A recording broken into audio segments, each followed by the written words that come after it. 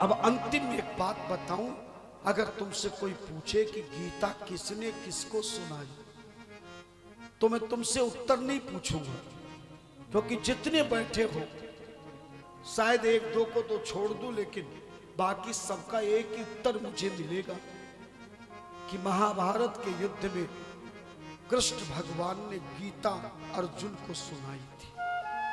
सच बताओ, यही उत्तर होगा ना? है ना? मुझे मालूम, लेकिन ये बिल्कुल गलत उत्तर है। वहां महाभारत के युद्ध में कहीं गीता प्रवचन का पंडाल नहीं बना था, वहां तो बेहाल था, युद्ध का मैदान था। है? अभी इस पंडाल में कहीं झगड़ा हो जाए, क्या हो जाए? जोर से बोलो। झगड़ा। और झगड़े में भी रगड़ा हो जाए, क्या हो जाए? रगड़ा। झगड़े में भी रगड़ा हो जाए और रगड़ा भी तगड़ा हो जाए, तो हम प्रवचन कर सकेंगे क्या? बोलो ना। नहीं। कम से कम समर्थन तो कर दो, पर सिर हिला के नहीं, हाथ हिला के भी नहीं,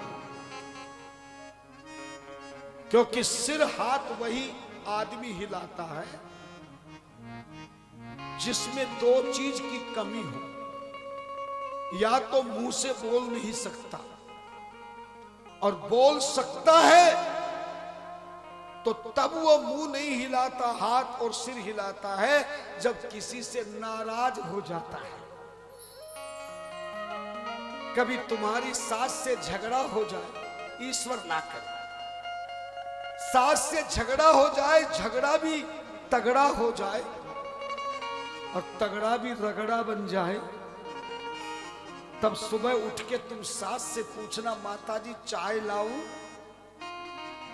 तो सच बताना ईमानदारी से, सास बोलेगी क्या?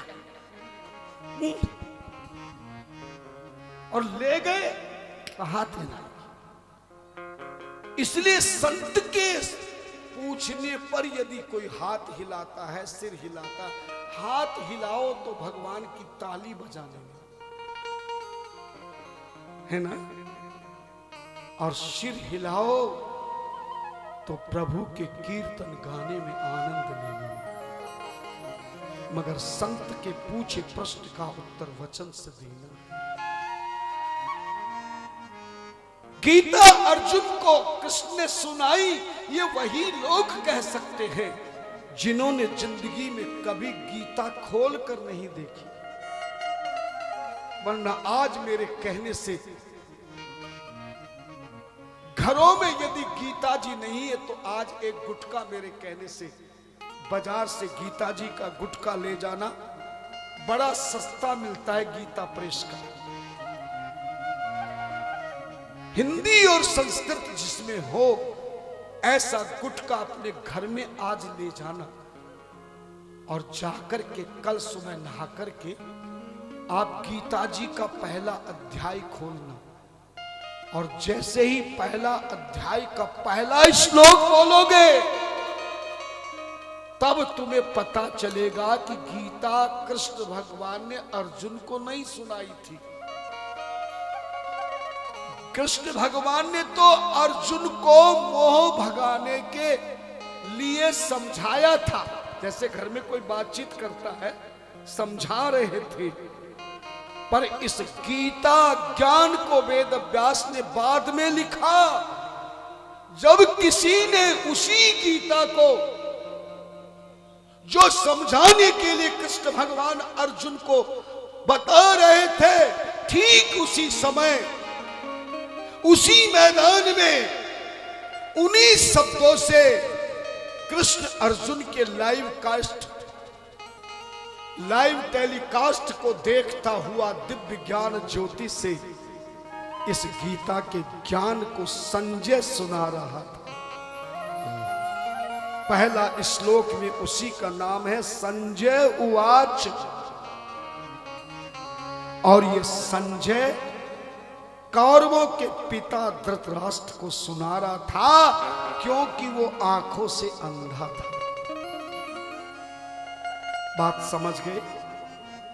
एक व्यक्ति को सुना नहीं रहे, समझा रहे हैं कृष्ण भगवान अर्जुन को, और एक व्यक्ति गीता के ज्ञान को धृतराष्ट्र को सुना रहा है। और बड़ा सुंदर विवरण है कि सुनाने वाले दोनों रथ चलाने का काम करते हैं और सुनने वाले दोनों उस रथ के मालिक हैं, उस पर बैठ के चलने वाले। धृतराष्ट्र भी रथ में बैठता है और संजय धृतराष्ट्र का रथ चलाता है और कृष्ण भगवान अर्जुन के रथ को चला रहे। अर्जुन रथ में बैठा है। बस एक बात आखिर में जोर से बताना, कृष्ण भगवान ने जो अर्जुन को ज्ञान दिया समझाने के लिए और धृतराष्ट्र को गीता सुनाया संजय ने समझाने के लिए, सच बताओ इस गीता के ज्ञान को सुनने का दोनों में किसको फायदा हो? इतना तो बता सकते हैं, अर्जुन को। 18वें अध्याय को पढ़ोगे तो कृष्ण भगवान के चरणों में अर्जुन समर्पित हो जाता है, सारा मोह नष्ट हो जाता है और अर्जुन अपने सारी जिंदगी का भार प्रभु के चरणों में सौंप देता है। अब सौंप दिया इस जीवन का सब भार तुम्हारे हाथों है, हार तुम्हारे हाथों में है, जीत तुम्हारे हाथों में। जबकि धृतराष्ट्र बोला चुप हो जा, बस बंद कर इसे, है ना? तो धृतराष्ट्र की तरह आंखें बंद करके भी सुनोगे ना तो सत्संग सुनने का लाभ नहीं मिलेगा।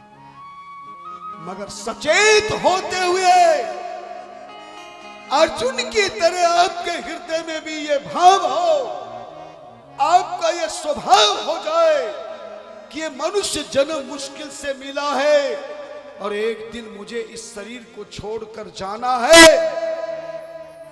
जो कुछ मैं कमा रहा हूं, जो कुछ इकट्ठा कर रहा हूं, जो परिवार, कारोबार, रिश्तेदार, व्यापार, आचार, जो कुछ भी मैं कर रहा हूं, ये सब कुछ यही छूट जाएगा। साथ में जाएगा तो सत्संग के पंडाल में जो मैंने सुना